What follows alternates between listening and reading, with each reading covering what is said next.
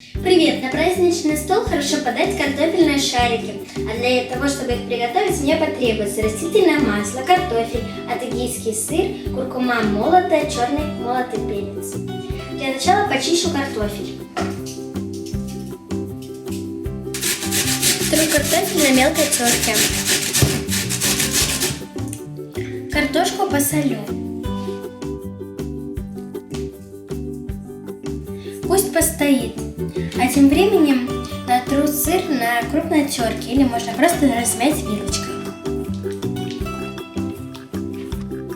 Посолю, поперчу и добавлю куркумы.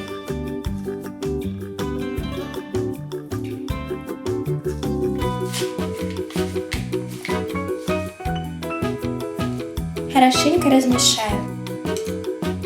Руками разомну в однородную массу.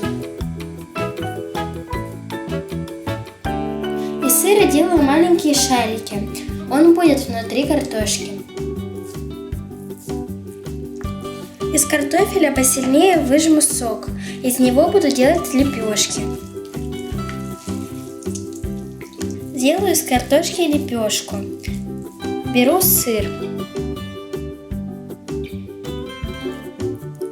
Аккуратно заворачиваю.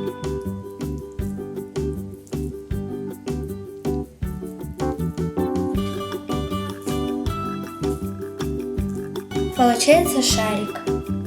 Шарики пожарю во фритюре под крышкой со всех сторон до румяности.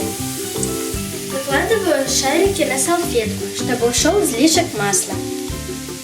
Картофельные шарики готовы. Подают их в горячем виде. Приятного аппетита! Праздничного настроения! До новых встреч!